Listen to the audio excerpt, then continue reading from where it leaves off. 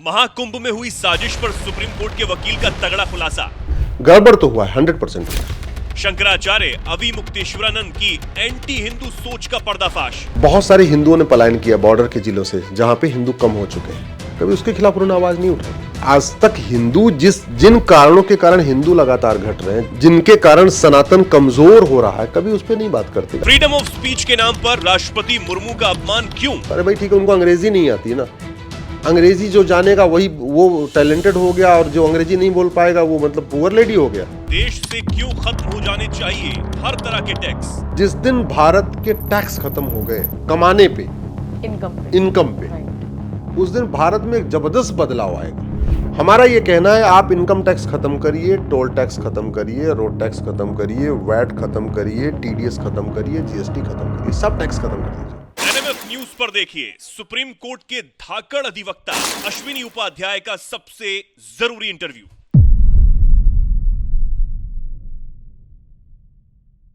नमस्कार, बहुत बहुत स्वागत है आप सभी का। आप देख रहे हैं एनएमएफ न्यूज। आपके साथ मैं हूं नम्रता चौधरी और मेरे साथ हैं सुप्रीम कोर्ट के अधिवक्ता अश्विनी उपाध्याय। स्वागत है सर आपका।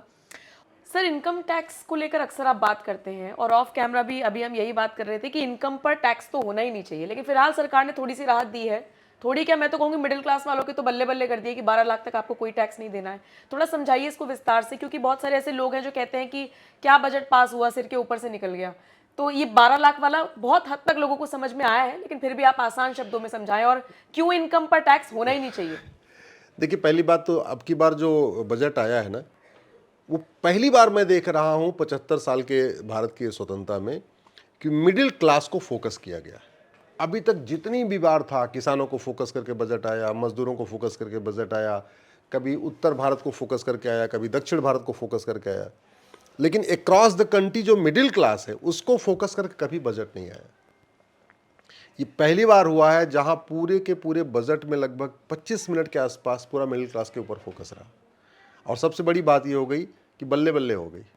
12 लाख रुपए तक आपको इनकम टैक्स नहीं देना है। अगर आप 12 लाख रुपए कमाते हैं, यानी साल में अगर आप 1 लाख रुपए कमाते हैं तो पर महीने 1 लाख रुपए कमाते हैं, साल में 12 लाख कमाते हैं, तो आपको इनकम टैक्स नहीं देना है। रिटर्न भरना होगा, इसको आप समझ लीजिए। रिटर्न तो भरना होगा, ऐसे नहीं कुछ लोग सोच रहे हैं हमको आप तो आईटीआर ही नहीं, आईटीआर फाइल करना होगा, लेकिन आईटीआर फाइल करने के बाद पूरी कैलकुलेशन के बाद आपका वो जीरो हो जाएगा।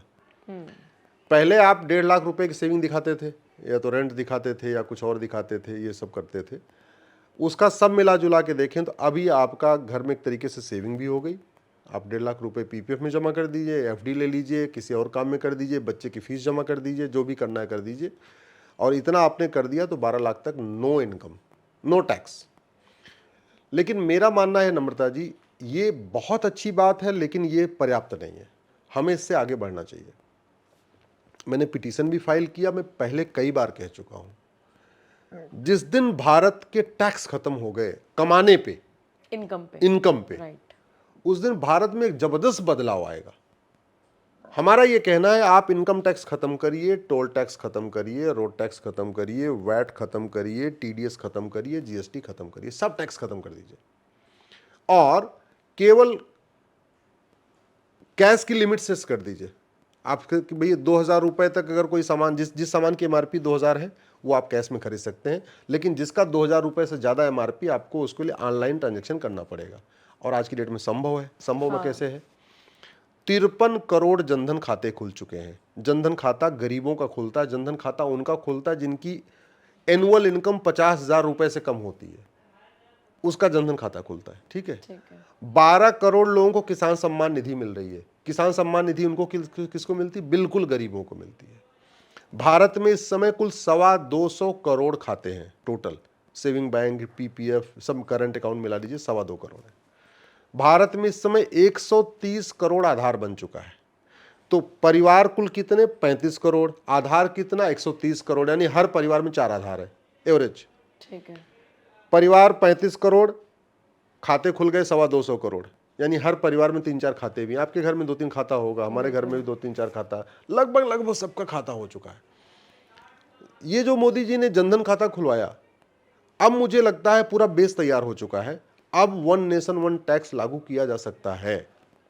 अब सारे टैक्स को एबॉलिश कर दिया जाए, केवल और केवल एक्सपेंडिचर टैक्स लगाया जाए, जो जितना कमाएगा उसमें 2% एक्स्ट्रा देता जाएगा। बैंकिंग ट्रांजेक्शन टैक्स कह लीजिए या उसको एक्सपेंडिचर टैक्स कह लीजिए, केवल खर्च करने पे टैक्स होगा, कमाने पे कोई नहीं। आप जितना कमाना है कमाओ भाई। अल्टीमेटली आदमी कमाएगा तो करेगा क्या? कमाएगा तो कार खरीदेगा, कार खरीदेगा तो उसको खर्च करेगा तो पैसा उसको देना ही देना है।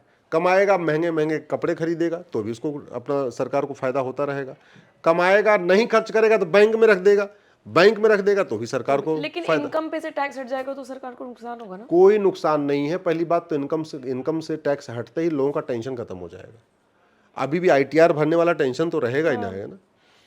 मिडिल क्लास ITR की टेंशन रहती है, हर 3 महीने में उसको एडवांस टैक्स भरने की टेंशन रहती है, डेट निकल न जाए, CA को पकड़ो, कैलकुलेशन कहीं गड़बड़ न हो जाए। दूसरा सबसे ज़्यादा परेशान है जो भारत को चला रहा है वो है व्यापारी। व्यापारी को GST भी देना है, व्यापारी को TDS भी देना है, व्यापारी को इनकम टैक्स भी देना है, व्यापारी को वैट भी देना है, सब कुछ करना है। व्यापारी भी परेशान है।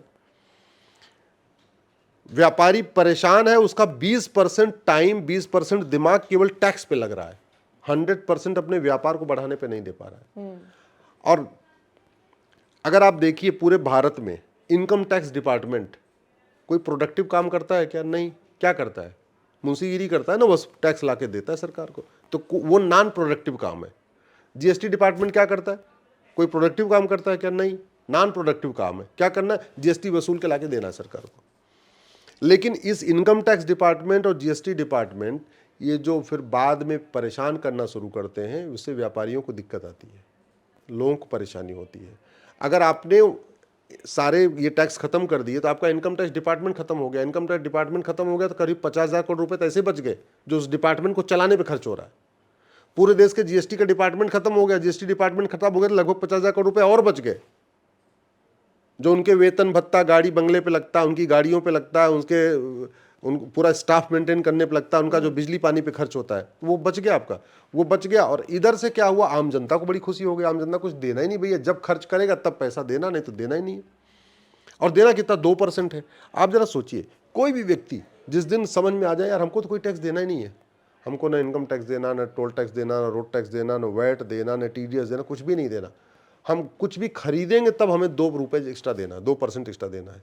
यानी 1,000 का सामान खरीदेंगे तो हमको 1,020 रुपये देना है। 1 लाख का सामान खरीदेंगे तो 1,02,000 दे देना है। इतना ही करना है, सब लोग खुशी खुशी देंगे। और मैंने इसका कैलकुलेट किया, अगर ये सारे टैक्स खत्म करके बैंकिंग ट्रांजेक्शन टैक्स लगा दिया जाए 2%, मतलब जितनी बार बैंक से ट्रांजैक्शन करेंगे 2% कट जाएगा, ठीक है, एक्स्ट्रा लगेगा। ठीक है। तो सरकार की इनकम लगभग 2 गुनी हो रही है। क्यों? क्योंकि सरकार को बैठे बैठे पैसा मिल रहा है, बीच में कोई वसूली के लिए आपको कोई ऑफिसर है ही नहीं है। आप पेट्रोल खरीदोगे 2% एक्स्ट्रा दे दो, आप कपड़ा खरीदोगे 2% एक्स्ट्रा दे दो। आप कपड़ा खरीदा तो जो जिसके यहाँ आपने कपड़ा खरीदा, व्यापारी के यहाँ, उसको भी आपने दिया और वो उसने कपड़ा बेचा, वो भी सरकार को चला गया, सीधे सीधे चला गया। कपड़ा फैक्ट्री से निकला, वहीं आपको उसको भी पैसा मिलता जा रहा है। ये इतना बढ़िया सिस्टम है, एक बार इसमें सोचने की ज़रूरत है। और हमें तो ऐसे लगता है कि अब चूंकि सरकार ने इंफ्रास्ट्रक्चर क्रिएट कर लिया है, सब लोग बैंक से जुड़ चुके हैं। आज की डेट में आप जानते हैं गोलगप्पे वाला भी ऑनलाइन ले रहा है, पंचर बनाने वाला भी ऑनलाइन ले रहा है। मैं तो एक दिन देखा जूता पॉलिश करने वाला ले रहा था, जूता पॉलिश करने वाला एक उसका स्कैनर रखा था, बोले जी ये पैसा दे दो, 20 रुपये लगा था पॉलिश का, उसने बोला 20 रुपये यहाँ दे दो। तो जहाँ ये सिचुएशन है कि हर आपके टूर ट्रेवल वाले, टैक्सी वाले, पान वाले, जूते वाले, मोची का काम करने वाले, धोबी का काम करने वाले, प्रेस का काम करने वाले, सब लोग ले रहे हैं। तो अब कोई दिक्कत नहीं। जब फायदा क्या होगा इस इनकम टैक्स से? भारत सुरक्षित हो जाएगा। मैं बार बार मेरे लिए तो मैं कुछ भी सोचता हूँ सबसे पहले भारत मेरे आता है। क्यों? माओवादियों की फंडिंग कैश में होती है, नक्सलियों की फंडिंग कैश में होती है, आतंकवादियों की फंडिंग कैश में होती है, अलगाववादियों की फंडिंग कैश में होती है, धर्मांतरण कराने वाले मिशनियों की फंडिंग कैश में होती है, धर्मांतरण कराने वाले जिहादियों की फंडिंग कैश में होती है, लब जिहाद की फंडिंग पूरी कैश में आती है, घुसपैठियों को बसाने की फंडिंग पूरी कैश में होती है। तो जब आपका कैश ही खत्म हो गया तो फिर दिक्कत कहाँ से है? दूसरा, भारत में सरकार के आंकड़े हैं कि 80% लोग पर डे 100 रुपये से कम खर्च करते हैं। मात्र 20% ऐसे लोग हैं जो पर डे 100 रुपये से ज़्यादा खर्च करते हैं। तो जब 80% लोग पर डे 100 रुपये से कम खर्च करते हैं, यानी 100 रुपये से बड़े नोट की जरूरत ही नहीं है। जो 20% लोग 100 रुपये से ज़्यादा खर्च करते हैं, उनके पास ATM, Paytm, Bhim, UPI, debit card, credit card सब कुछ है। 100 रुपये से बड़े नोट बंद हो जाए, 2,000 रुपये से महंगे सामान का कैश लेन देन बंद हो जाए, ये सारे टैक्स खत्म हो जाए, मैं कहता हूँ भारत में रामराज जाएगा। जानते हैं कैसे? भ्रष्टाचार खत्म हो जाएगा। भाई थाने में जो पुलिस है वो पैसा कैश में लेता है ऑनलाइन लेता है? आप बताइए। ऑफ कोर्स कैश ही लेते हैं। कैश लेता है। कैश बंद तो थाने का भ्रष्टाचार बंद, कैश बंद तहसील का भ्रष्टाचार बंद, कैश बंद तो न लेखपाल पैसा लेगा, न पटवारी पैसा लेगा, न थानेदार पैसा लेगा, न हवलदार पैसा लेगा, न तहसीलदार पैसा लेगा, क्योंकि जैसे ऑनलाइन लेगा पकड़ लिया जाएगा। कर लिया जाएगा। कैश बंद, माओवाद खत्म। वन नेशन वन टैक्स लागू हो जाए, माओवाद खत्म हो जाएगा। वन नेशन वन टैक्स लागू हो जाएगा, जिहाद खत्म हो जाएगा। वन नेशन वन टैक्स लागू हो जाए, मजहबी उन्माद खत्म हो जाएगा। वन नेशन वन टैक्स लागू हो जाए, अभी कानपुर में पत्थरबाजी हुई थी, जो दंगा हुआ था, उसमें 53 करोड़ रुपए आए थे, हवाला के जरिए आए थे। ये सिस्टम लागू करते हवाला कारोबार ही खत्म हो जाएगा। हवाला कारोबार खत्म हो जाएगा तो मैं कह रहा हूं भारत में शांति आ जाएगी। भारत विरोधी जितने काम होते हैं उन सब की फंडिंग कैश में होती है। जासूसों को फंडिंग कैश में होती है, अलगाव, मतलब जितने भी देश विरोधी काम है। तो जब आपका कैश ही खत्म हो गया, कैश खत्म तो काला धन खत्म, काला धन खत्म हवाला खत्म, और जब काला धन हवाला खत्म तो देश विरोधी काम खत्म, तो भारत सुरक्षित हो जाएगा। आज की डेट में भारत के लोग भारत छोड़ छोड़ के जो भाग रहे हैं ना, ये भारत छोड़ के भागना बंद कर देंगे। भारत बहुत अनसेफ लोगों को लगता है। ये वाला काम होते ही क्या हुआ, आपका नशे का कारोबार कैसे होता है? कैश में होता है। हथियारों का कारोबार कैश में होता है। कैश में, जी। मानव तस्करी कैश में होती है, जो छोटी छोटी बच्चियों को बेचा जाता है, खरीदा जाता है, कोई ऑनलाइन वहां पे नहीं चलता, फट से पकड़ में आ जाएंगे ना। बिल्कुल बिल्कुल। तो मानव तस्करी खत्म होगी, नशा तस्करी खत्म होगी, मिलावटखोरी खत्म होगी, कालाबाजारी खत्म होगी, घूसखोरी खत्म होगी, कमीशनखोरी खत्म होगी, दलाली खत्म होगी, कटमनी खत्म होगी, तोलाबाजी खत्म होगी, हवाला कारोबार खत्म होगा, अलगाववाद खत्म होगा, नक्सलवाद खत्म होगा, जिहाद खत्म होगा, मजहबी उन्माद खत्म होगा। करना क्या है? 100 रुपए से बड़ी नोट बंद करना है, 2000 रुपए से महंगे सामान का कैश लेन देन बंद करना है, प्रॉपर्टी को आधार से लिंक करना है, सारे टैक्स खत्म कर देना है, कमाने पे कोई टैक्स नहीं, केवल खर्च करने पे टैक्स। इतना कर दिया जाए, बल्ले बल्ले हो जाएगी, भारत में रामराज्य आ जाएगा। सर, महाकुंभ में हमने देखा कि मौनी अमावस्या पर जो अमृत स्नान होना था, उससे पहले भगदड़ की खबर सामने आई। योगी आदित्यनाथ खुद रोए, उनका वीडियो हम सब ने देखा। लेकिन अब जो खबर आ रही है वो आ रही है साजिश की। कहा जा रहा है कि 16,000 ऐसे फोन्स हैं जिनकी जांच हो रही है। ये वो फोन्स हैं जो उस वक्त एक्टिव थे, लेकिन अब ये स्विच ऑफ हो गए हैं। 100 से ज़्यादा फोन सर्विलांस पर रखे गए हैं।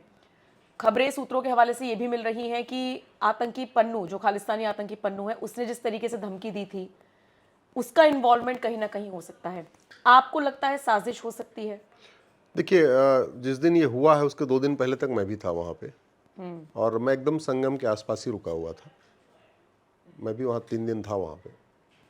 जिस तरीके की व्यवस्था इस बार हुई है महाकुंभ में, मैंने जीवन में कभी नहीं देखा। मैं तो वहीं का रहने वाला हूँ, मैं तो पढ़ाई लिखाई वहीं से शुरू किया, मेरा बचपन वहीं बीता।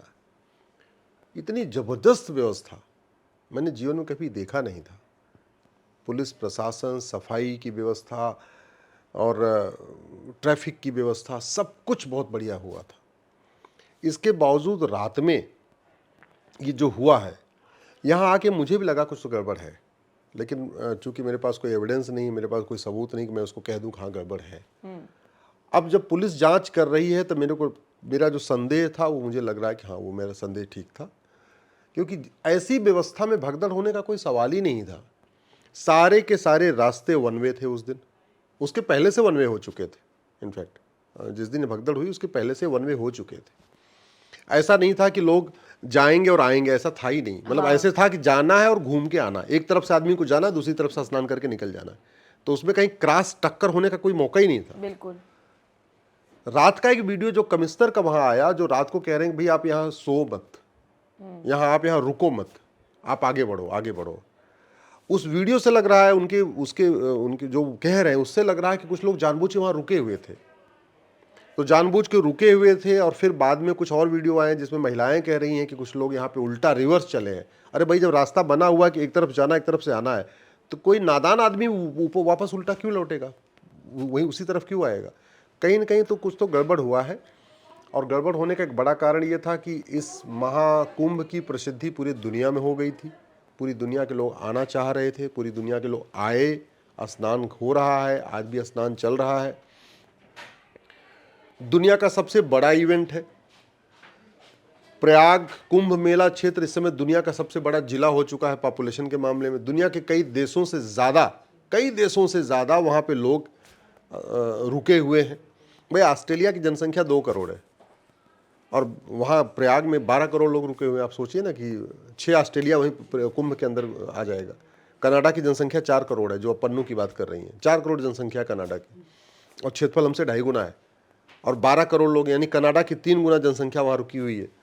तो ऐसे में निश्चित रूप से कहीं न कहीं मुझे लगता है इसमें गड़बड़ तो है। और जैसे ही 2-4 लोग पकड़े गए तो उत्तर प्रदेश की पुलिस, अब मुझे नहीं लगता कि चूंकि जिस तरीके से उन्होंने बदनामी कराने की कोशिश किया है, प्रदेश सरकार के ऊपर उंगलियां उठाई गई हैं, तो पुलिस भी इसमें कोई ढिलाई बरतेगी और एसटीएफ पकड़ेगी तो इसकी सारी परतें खुलेंगी, और मुझे लगता है बहुत जल्दी इसकी परतें खुल जाएंगी।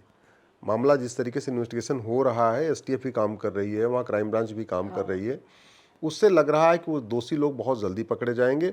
और इसमें इन्वॉल्वमेंट हुआ है, कहीं न कहीं कोशिश की गई है, वो पॉलिटिकल लोग हैं भारत के अंदर के, या पन्नू के इशारे पे ये काम हुआ है, कौन लोग हैं ये तो जांच का विषय है, लेकिन गड़बड़ तो हुआ है, 100% हुआ है। और देखिए ना, उसके बाद से ही शंकराचार्य अविमुक्तेश्वरानंद को हम लगातार सुन रहे हैं, हाईलाइट हो रहे हैं। वो इस्तीफे की मांग कर रहे हैं योगी के, कह रहे हैं ऐसे लोगों को उस पद पर बैठने का अधिकार नहीं है, जो और ज्यादा जिम्मेदार लोग हैं उनको योगी को पद से हटा देना चाहिए, इस तरीके की बातें कर रहे हैं। 2027 में हम जवाब देंगे, ये वाली बातें हो रही हैं। और ये बातें ऐसे वक्त में हो रही हैं जब इन्हीं शंकराचार्य की तस्वीर अखिलेश यादव के साथ वायरल होती है, जब एक और संत आगे आकर कहते हैं कि प्रियंका गांधी से कहीं ना कहीं ताल्लुकात है, एजेंट है कांग्रेस के। आप सोचिए, वो पुराने वीडियोस भी अब वायरल हो रहे हैं। तो ये जो शंकराचार्य की भूमिका ऐसे में बन रही है, इसे आप किस तरीके से देख रहे हैं? मतलब सीधी सीधी बात हो गई कि पहले कुछ होता है और तुरंत योगी को टारगेट करने पर सारे लोग एकदम से लग जाते हैं। नम्रता जी, हमारे जो चारों शंकराचार्य हैं वो व्यक्तिगत रूप से कुछ भी हों, लेकिन चूंकि शंकराचार्य की कुर्सी पे बैठे हैं तो हमारे लिए सब आदरणीय है।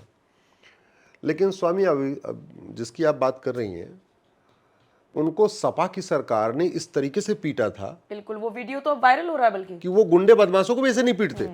जिस तरीके से पूरा पीटा था और जिस तरीके से वो जान बचा रहे थे, मुझे तो बड़ा आश्चर्य हुआ जब मैंने दोबारा देखा कि उन्होंने, भाई अखिलेश यादव जी सीधे तो पहुंचे नहीं होंगे, सही बात है, इन्फॉर्मेशन भेजी होगी, उन्होंने कहा होगा आओ, तभी तो गए होंगे। तो ये भी बड़ा अप्रत्याशित था कि जिस पार्टी ने उनको इस तरीके से कुत्ते बिल्ली की तरीके से दौड़ा दौड़ा के पीटा, और उससे वो मिल भी रहे हैं, वो दिल कैसे, उनका मिलन कैसे हो रहा है, ये बड़े ये सोचने की बात है। इसका जवाब तो वही दे पाएंगे कैसे इनका हो गया, क्योंकि और किसी पार्टी ने पीटा नहीं। मैं उनके, जहाँ तक अभी तक मुझे जानकारी, हो सकता कोई ऐसा उनका बयान हो, आज तक शंकराचार्य जी ने कभी ये नहीं कहा कि भारत में धर्मांतरण के खिलाफ कठोर कानून बनना चाहिए, जबकि प्रतिदिन 10,000 हिंदुओं का धर्मांतरण हो रहा है। प्रतिदिन हमारी 1,000 बेटियां लफ्ज़हात का शिकार हो रही हैं, या तो उनको ट्रैप कर दिया जा रहा है पहचान छुपा के कुछ करके, या तो उनको मार दिया जा रहा है। प्रतिदिन 1,000 कम हो रही है। आज तक कभी उन्होंने बोला कि नहीं, राष्ट्र केंद्रीय स्तर पर इसके खिलाफ कुछ व्यवस्था होनी चाहिए, कुछ कठोर दंड होना चाहिए, जो ऐसी इस तरीके का काम कर रहे हैं उनको फांसी होनी चाहिए, कभी नहीं बोला। भारत में 6 करोड़ घुसपैठिए आ चुके हैं, शंकराचार्य जी ने कभी नहीं बोला कि घुसपैठ खिलाफ कठोर कानून बनना चाहिए। भारत में जनसंख्या एकदम बुरी स्थिति में आ चुकी है, 2 करोड़ हमारे पास जमीन है, 20 करोड़ जनसंख्या, और हमारी आबादी हो चुकी है दुनिया की। आज तक कभी मैंने नहीं सुना उनके मुंह से, क्या उन्होंने बोला कि भाई हम दो हमारे दो सबके लिए लागू करो, यूनिफॉर्म एजुकेशन सिस्टम सबके लिए लागू करो, यूनिफॉर्म सिविल कोड सबके लागू करो। बाकी तो छोड़िए, बंगाल के चुनाव के बाद बहुत सारे हिंदुओं ने पलायन किया बॉर्डर के जिलों से, जहाँ पे हिंदू कम हो चुके हैं। और जब इलेक्शन के बाद जब वो वापस आ रहे थे तो उनके सामने कंडीशन रखी गई थी कि पहले एक दिन आपको अपनी महिलाओं को हमें देना पड़ेगा। कभी उसके खिलाफ उन्होंने आवाज़ नहीं उठाई। बॉर्डर पे डेमोग्राफी बदलती जा रही, कभी उन्होंने आवाज़ नहीं उठाई। 9 राज्यों में हिंदू खत्म हो, ये हमसे ज़्यादा जिम्मेदारी हमारे चारों शंकराचार्य की है। अभी मुक्तेश्वरानंद जी को मैंने कभी ऐसे विषयों पे नहीं सुना। हाँ, गाय की बात वो करते हैं कि गाय बचाओ, गाय बचाओ। अच्छा है, गाय बचनी चाहिए, गाय हमारी पूज्य है, गाय हमारी माता है। लेकिन सवाल ये है कि गाय बचाने से थोड़ी हिंदू बचेगा, हिंदू बचेगा तो गाय बचेगी। तो आज तक हिंदू जिन कारणों के कारण हिंदू लगातार घट रहे हैं, जिन कारणों के कारण, जिनके कारण सनातन कमज़ोर हो रहा है, कभी उस पर नहीं बात करते। आज तक मैंने कभी नहीं सुना उन्होंने कहा कि भारत से मदरसे और मिशनरी स्कूल बंद कर दो, कभी बोला ही नहीं उन्होंने, मैंने नहीं सुना। तो वो क्या कह रहे हैं, मुझे नहीं लगता है कि शंकराचार्य की पीठ पे बैठने वाले व्यक्ति को ऐसी विषयों पे बोलना चाहिए। जहाँ तक कुंभ की बात है, कुंभ में भगदड़ हुई, उसके लिए जांच चल रही है, थोड़ा इंतज़ार कर लीजिए, 1-2 दिन की बात कर लीजिए। और इतना बड़ा कुंभ हो रहा है जहाँ हज में जितनी भीड़ होती है उससे 50 गुना भीड़ है। वर्ल्ड कप का जो FIFA world cup football match होता है उससे 150 गुना भीड़ है वहाँ पे। एक दिन के अंदर 12 करोड़ लोग बैठे हुए हैं, यानी ऑस्ट्रेलिया की 6 गुना जनसंख्या वहाँ है, कनाडा की 3 गुना जनसंख्या है। ऐसी सिचुएशन हो गई। एक दिन तो 15 करोड़ हो गए थे, यानी रूस के बराबर भारत वहाँ लोग आ गए थे। 15 करोड़, रूस की जनसंख्या 15 करोड़ है। और फिर कुछ लोग सोशल मीडिया पर ये भी कह रहे हैं कि इतनी दिक्कत है तो आप वीवीआईपी ट्रीटमेंट लेकर क्यों घूम रहे थे? मतलब एक सरकार में आपके साथ बुरा व्यवहार होता है, उनके साथ तो आप बैठ रहे हैं, एक आपको वीवीआईपी ट्रीटमेंट के साथ साथ आपको पूरा मान सम्मान दे रहे हैं, उनके खिलाफ आप लगातार मैदान में उतरे नहीं, हुए हैं। पॉलिटिकल बातें वो जो भी करना चाहे। मैं तो ये कह रहा हूं कि आप शंकराचार्य हैं, आपको सम्मान हिंदुओं से मिल रहा है, तो कम से कम आप हिंदुओं के विरोध में तो कुछ मत बोलिए। आप ऐसी बात करके पूरी दुनिया की मीडिया का अटेंशन खींचना चाह रहे हैं। राम मंदिर के मामले में भी तो यही हुआ था। पूरी दुनिया में आप ये बताना चाह रहे हैं कि भैया अगली बार से कोई कुंभ में आए ही ना, ऐसी बातें करके फेलियर बता रहे हैं, जो भी बता रहे हैं। मुझे नहीं लगता है कि शंकराचार्य की गद्दी के कुर्सी पे बैठा हुआ, शंकराचार्य के पद पे कोई बैठा हुआ व्यक्ति वैसे करना चाहिए। तो इसीलिए तो मैं जिक्र कर रही थी गोविंदानंद महाराज का, जिनका वीडियो भी सोशल मीडिया पर वायरल है। ये वीडियो थोड़ा पुराना है, पहले आपको सुनवा देते हैं कि वो क्या बोल रहे हैं। और पूरा देश सुनने वाले बात हैं। यदि हमारे ऊपर हमला कर दिया तो मेरे प्राण चले गए तो कोई परवाह नहीं है, धर्म को खड़े करने वाले पूरा दुनिया सुन ले, कांग्रेस पार्टी वाले सुन ले, बीजेपी पार्टी वाले सुन ले, सारे मुख्यमंत्री लोग सुन ले, प्रधानमंत्री जी सुनिए, होम मिनिस्टर सुनिए, पुष्कर सिंह धाम ने सुनिए, उत्तर प्रदेश मुख्यमंत्री सुनिए, मध्य प्रदेश मुख्यमंत्री सुनिए, कौन अविमुक्तेश्वरानंद को सपोर्ट कर रही हैं। एक डॉक्यूमेंट पर्याप्त है, पूरा इसका पूरा कॉपी उतर जाएगा। अभी गलत मत समझिए, हमारी गुरुजी के ऊपर भी लोग इल्जाम लगाते थे कांग्रेस का है, परंतु गुरुजी एक सिस्टमेटिक धर्म के काम करते थे। अभी अविमुक्तेश्वरानंद को संपूर्ण रूप से बैकअप दे रहे हैं कांग्रेस पार्टी। लिख लीजिए, आप हमसे पूछे कि क्या प्रमाण है, आपकी सामने रख रहे हैं लेटर, हमें जूम कीजिए, आपके सामने रख रहे हैं लेटर। जब हमारा पूज्य गुरुदेव ब्रह्मलीन हो जाता है, ये लोग क्या करेंगे, पार्टी वाले लोगों को बोल लेते थे, आप ऐसे लेटर लिख लीजिए। पार्टी वाले क्या करेंगे, कौन, कांग्रेस पार्टी वाले लोग अविमुक्तेश्वरानंद को लेटर लिख लेता है। ये लेटर लेकर अविमुक्तेश्वरानंद क्या करेंगे, सुप्रीम कोर्ट पहुंच जाएंगे। किसका लेटर है मालूम है आपको, पढ़कर सुनाएंगे। All India Congress committee, Priyanka Gandhi Vadra, general secretary. Letter कब लिखा, 13 सितंबर 2022, revered Shankaracharya Avimukteshwaranand Saraswati ji. Who is writing this, कृपया कांग्रेस वाले सभी लोग सुन लीजिए। प्रियंका वाड्रा आप भी सुन लीजिए, प्रियंका वाड्रा जी को समझा रहे हैं हमें। सुप्रीम कोर्ट में केस चल रही है, सुप्रीम कोर्ट स्टे लगा दिया था। आप अविमुक्तेश्वरानंद को शंकराचार्य के रूप में संबोधित करते हुए कैसे पत्र लिखा। अभी अविमुक्तेश्वरानंद क्या करेंगे, ये पत्र को सुप्रीम कोर्ट में सबमिट करेंगे, सुप्रीम कोर्ट से अनुरोध करेंगे कि कांग्रेस पार्टी वाले लोग हमको मान लिया शंकराचार्य। कितना मूर्खता की बात है ये। देश जनता से पूछ रही है, अरे भैया शंकराचार्य को तय करने वाले कांग्रेस लोग तय करेंगे क्या, समझ रहे ना। अभी ये नरेंद्र मोदी के विरोध में खड़े हो गए हैं ना, इसको बैक पुशअप कौन दे रही है, प्रियंका वाड्रा।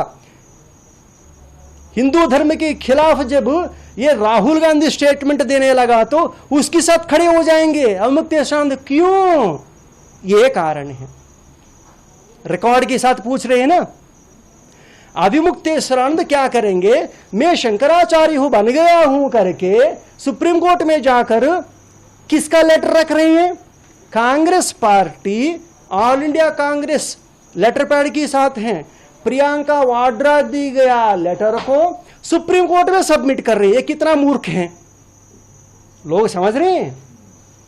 पूरा कांग्रेस अविमुक्तेश्वरानंद को एक खिलौना बनाकर खेल खेल रही है। सावधान रह जाइए प्रधानमंत्री जी।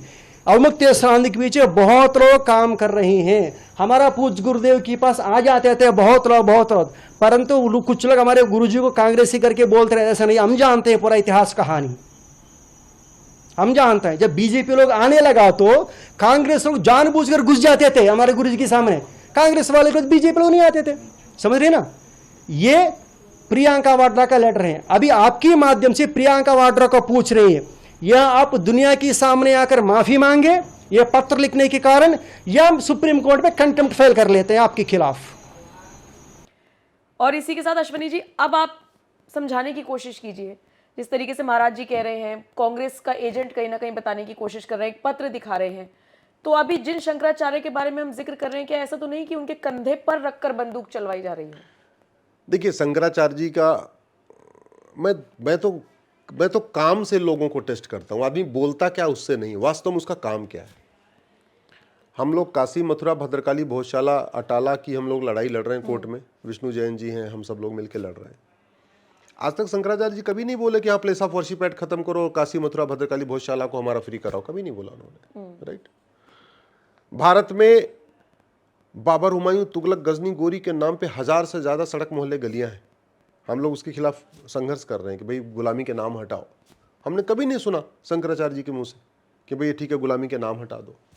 न वो गुलामी के नाम हटाने की बात करते हैं, न गुलामी के निशान हटाने की बात करते हैं, न गुलामी की कुरीतियाँ खत्म करने की बात करते हैं, न गुलामी की कुप्रथाएं खत्म करने की बात करते हैं, न गुलामी की मदरसे को बंद करने की बात करते हैं, न गुलामी की मिशनरी स्कूलों को हटाने की बात करते हैं। हाँ, योगी को हटाने की बात करते हैं, इसलिए कहीं न कहीं संदेश होता है। योगी को हटाने की बात करते हैं, लेकिन योगी जी ने जो एक के बाद इतने बड़े बड़े काम कर दिए उस पर कभी उन्होंने प्रेज नहीं किया। उन्होंने कभी संभल के मामले में कभी अपनी आवाज नहीं उठाई कि भाई संभल के मामले में योगी अगर नहीं होते तो ये काम नहीं हो पाता। वास्तव में संभल का सर्वे कोई और सरकार होती, अगर हम लोग कोर्ट से ऑर्डर भी करा देते तो प्रशासन हाथ खड़े कर देता। आज संभल में जो कुछ हो रहा है, काशी में जो कुछ हो रहा है, मथुरा में जो कुछ हो रहा है, भद्रकाली में जो कुछ हो रहा है, भोजशाला में जो कुछ हो रहा है, अटाला में जो सर्वे हो रहा है, अभी भारत के 18 मंदिरों का सर्वे हुआ है प्लेस ऑफ वर्शिप एक्ट को हमने चैलेंज किया उसके बाद से। क्या वहां पे कोई गैर बीजेपी की सरकार सर्वे करवा सकती है क्या? बंगाल में भी तो है, कई सारे मंदिरों के ऊपर मस्जिद बने हुए। क्या शंकराचार्य जी की इतनी हिम्मत है कि एक बार ममता को बोले काम करो, इन स्थानों को सर्वे करवा लो? केरल में कैसे कई मंदिर हैं जिनके ऊपर जो है मस्जिद बनी हुई है, आज तक कभी नहीं बोला कि काम करो, इनका सर्वे होना चाहिए। भाई जहां जहां सर्वे हो रहा है वहां सरकार किसकी है? एमपी में सर्वे हो रहा है मंदिरों का, बीजेपी की सरकार। यूपी में सर्वे हो रहा है, बीजेपी की सरकार। छत्तीसगढ़ में सर्वे हो रहा है, बीजेपी की सरकार। गुजरात में सर्वे हो रहा है, बीजेपी की सरकार। जहां बीजेपी की सरकार है वहीं तो हमारे मठ मंदिर फ्री हो रहे हैं। आप बताइए, कोई जहां कांग्रेस की सरकार हो, सीपीआई की सरकार हो, तृणमूल की सरकार हो, या आम आदमी पार्टी की सरकार हो, कोई और सरकार हो, वहां तो नहीं सर्वे हो रहा है। तो इसलिए कहीं ना कहीं लगता है उनकी बातों से कि कम से कम जो आदमी जो काम कर रहा है उसका श्रेय तो उसको देना चाहिए। हमने नहीं सुना आज तक योगी जी ने लॉ एंड ऑर्डर की क्या सिचुएशन कर रखी है। अगर योगी जी नहीं होते तो आजम खां की स्थिति क्या होती आज की डेट में? कभी आजम खां खिलाफ तो नहीं बोलते हो। अतीक अहमद ने पूरे उस प्रयाग में जहां कुंभ लगा है वो अतीक अहमद का गढ़ हुआ करता था। अतीक अहमद को किसने शांत किया? योगी जी ने शांत किया। समाजवादी पार्टी के लोग जब गुंडई करते हैं कभी नहीं उन्होंने बोला। मैं तो आश्चर्य कर रहा था कि समाजवादी पार्टी ने उनको कुत्ते बिल्ली के तरीके पीटा था, लाठियों से पीटा था। वो वीडियो आप एक बार चलवा के दिखाइएगा, वो वीडियो दिखाइएगा। और आज तक वो उन्हीं से बैठ के आराम से मुस्कुराते हुए मिल रहे हैं। ये मुस्कुराते हुए मिलना ये तो नेताओं का काम है। जनरली पॉलिटिकल पार्टियां ऐसे काम करती हैं, नेता ऐसे करते हैं कि आज इस पार्टी में, कल उस पार्टी में है, एक दिन पहले तक गाली देते रहते हैं, अगले दिन गले मिलने लगते हैं। ये काम तो पॉलिटिशियन करते हैं। तो अखिलेश यादव जी की और अभी मुक्तेश्वरानंद जी की जो फोटो देखा तो मुझे लगा ये तो ऐसा लगता है दो पॉलिटिशियन है। कल तक एक दूसरे को पीट पाट रहे थे, आज एक हो गए हैं। ये कहीं न कहीं कुछ डाउट क्रिएट करता है। चलिए ठीक है। इसके अलावा एक और मुद्दा है जिस पर मैं आपसे चर्चा करना चाहती हूँ, वो ये कि आप अक्सर कहते हैं कि देखिए झूठ बोलना तो अपराध है नहीं, यहाँ पर तो कोई कुछ भी बोलकर निकल जाता है। लेकिन इससे ज़्यादा और भी ज़्यादा गंभीर बात यह है कि फ्रीडम ऑफ स्पीच के नाम पर कुछ भी और किसी को भी बोलकर यहाँ पर लोग निकल जा रहे हैं। राष्ट्रपति के पद की गरिमा भी अब लगता है खत्म कुछ नेताओं ने कर दी है या करने की कोशिश की जा रही है। राहुल गांधी राष्ट्रपति के अभिभाषण को बोरिंग बता देते हैं। सोनिया गांधी पुअर लेडी जैसे शब्दों का इस्तेमाल करती हैं, बेचारी महिला वो उन्हें कहती हुई नजर आ रही हैं। इसे किस तरीके से देखते हैं और कितना फ्रीडम ऑफ स्पीच और एक्सप्रेशन इनको चाहिए फिर? देखिए, भारत में धर्म होता है, अधर्म होता है। सच बोलना धर्म है और झूठ बोलना अधर्म है। अहिंसा धर्म है, हिंसा अधर्म है। दुर्भाग्यवश हमारे देश में झूठ, जो सबसे बड़ा पहले पाप कहा जाता था, हम लोग किताबों में आपने पढ़ा होगा झूठ बोलना पाप है, ऐसे पढ़ा होगा आपने। जो झूठ बोलना पाप माना गया, सबसे बड़ा पाप माना गया, जिस सत्य की खातिर हमारे बहुत सारे महापुरुषों ने बलिदान दे दिया, हमारे वेद पुराण उपनिषद गीता रामायण गुरु ग्रंथ साहिब, हमारे जितने जैन मुनि, सब झूठ के खिलाफ ही झूठ को सबसे बड़ा पाप बताते हैं। और उस झूठ के खिलाफ देश में कानून नहीं है। झूठ के खिलाफ कानून नहीं है तो लोग झूठे आरोप लगा देते हैं, कुछ भी बोल देते हैं, झूठे आर्टिकल भी लिख देते हैं, झूठे इंटरव्यू भी दे देते हैं, झूठी बातें भी कह देते हैं। और अब ये जो नया ट्रेंड आ गया है कि राष्ट्रपति को भी कुछ भी कह देना। एक बात आप सोचिए कि ये गांधी परिवार संसद में क्यों है?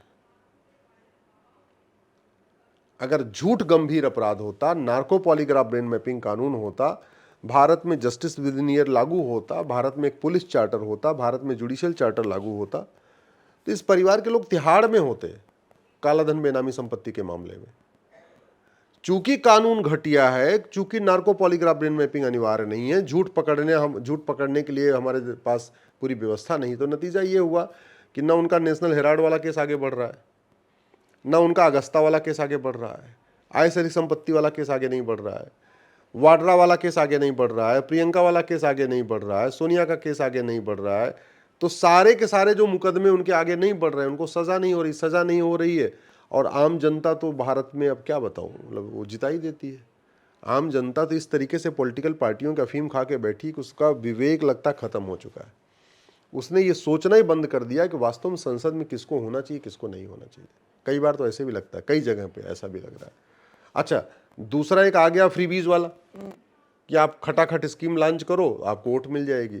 खासतौर पे पॉलिटिकल पार्टियां इसीलिए गरीबी खत्म ही नहीं करना चाहती, क्योंकि जितना गरीबी रहती है पॉलिटिक्स करना उतना आसान होता है। और गरीबी को कंटिन्यू करने का सबसे बढ़िया तरीका है कि लोगों को खूब बच्चा पैदा करने दो। गरीबी का सीधा रिलेशन, भारत में जनसंख्या नियंत्रण कानून क्यों नहीं बन रहा है? क्योंकि जनसंख्या नियंत्रण कानून बन जाएगा तो लोग गरीबी के दायरे से बाहर आ जाएंगे। गरीबी के दायरे से बाहर आ जाएंगे तो सवाल जवाब करना शुरू करेंगे, वो सक्षम हो जाएंगे। अभी क्या है, 5-5, 10-10 बच्चे पैदा करते रहते हैं, गरीब बने रहते हैं, गरीब बने रहते हैं। तो इलेक्शन के पहले किसी को 100 यूनिट बिजली, किसी को 100 यूनिट पानी, किसी को थोड़ा सा पानी फ्री मिल गया, किसी को 1000 रुपये का वादा कर दिया, किसी को 2000 का वादा कर दिया, उसी में लोग खुश हो गए। तो जितना भारत में जनसंख्या बढ़ती रहेगी, भारत उतना गरीब रहेगा। जितना गरीब रहेगा, पॉलिटिकल पार्टियों के लिए उतना आसान है अपनी पॉलिटिक्स करना। तो नतीजा ये है। लेकिन जो कुछ कहा गया है राष्ट्रपति जी के बारे में, जो कहा गया है, मतलब मुझे नहीं लगता कि जिस तरीके की डिसेंसी बहुत कई वर्षों में देखा गया, वैसे सारे राष्ट्रपति माननीय होते हैं। लेकिन जिस तरीके से माननीय मुर्मू जी को आप उनके भाषण सुनिए, और उनकी बातों से लगता है कि दिल दिमाग सब कुछ उनका एक जैसा है। ऐसा नहीं कि मन में कुछ सोचती है। मैं तो एक बार देख रहा था, वो सुप्रीम कोर्ट के जजेस की कॉन्फ्रेंस थी और चीफ जस्टिस ऑफ इंडिया बैठे थे, उस समय चंचूड़ साहब CJI थे। उनके सामने उन्होंने क्या बढ़िया एग्जाम्पल दिया, अच्छी बात बताई कि वो CJI साहब भी एकदम अवाक हो गए, जबकि वो CJI है, वो एक आदिवासी हैं, ट्राइबल हैं, कम CJI से बहुत कम पढ़ी लिखी हैं, लेकिन उनका व्यक्तिगत अनुभव, व्यक्तिगत उनकी मेहनत, व्यक्तिगत उनका वो लाजवाब है, उसमें कोई तुलना नहीं हो सकती है। ऐसे में उनको इस तरीके से अरे भाई ठीक है, उनको अंग्रेजी नहीं आती ना, अंग्रेजी जो जानेगा वो टैलेंटेड हो गया, और जो अंग्रेजी नहीं बोल पाएगा वो मतलब पुअर लेडी हो गया, वो नासमझ हो गया, वो कम बुद्धि वाला हो गया। पुअर का मतलब ही पुअर का मतलब जो पुअर वर्ड यूज किया है, वो इसलिए नहीं वर्ड किया कि गरीब है। पुअर का मतलब अरे बेकार है, समझदार नहीं है, दिमाग नहीं है। ये उनकी जो जिस तरीके से कहा उन्होंने, वो उसका मतलब ये था। ये राष्ट्रपति के बारे में नहीं कहना चाहिए। वो चुनी गई हैं, देश की प्रथम नागरिक हैं। और फिर मैंने कहा, खासतौर पे जो मेन अपोजिशन पार्टीज है और उनके जो मेन लीडर हैं, उनको तो कम से कम वर्ड्स को बहुत ही बैलेंस करके बोलना चाहिए, क्योंकि वो बात केवल भारत के अखबार में नहीं छपती है, वो भारत, अमेरिका, रूस, जापान, सिंगापुर, पूरी दुनिया में छपती है। तो जो पुअर लेडी बोला, वो अमेरिका में न्यूयॉर्क टाइम भी छाप रहा है, उसको BBC भी ने छापा है, उसको हेराल्ड भी छाप रहा है, उसको स्पुतनिक जो रूस की एजेंसी उसने भी छापा है, तो पूरी दुनिया में ये बात छपी है, ये ठीक नहीं है। चलिए, बहुत विस्तार से आपने समझाया। मुझे लगता है 3-4 मुद्दे थे जो इस वक्त सबसे ज्यादा चर्चा में थे, उन पर और विस्तार से हमने बात की। थैंक यू सर, टाइम निकालने के लिए, स्टूडियो में आने के लिए। बाकी आपको ये इंटरव्यू कैसा लगा, ये मुद्दे और इन पर चर्चा और अश्वनी जी की बातचीत आपको कैसी लगी, कमेंट सेक्शन में हमें जरूर बताइएगा। और इस वीडियो को ज्यादा से ज्यादा शेयर कीजिएगा, क्योंकि ये आप ही के काम की है, आपके साथियों के काम की है। नमस्कार।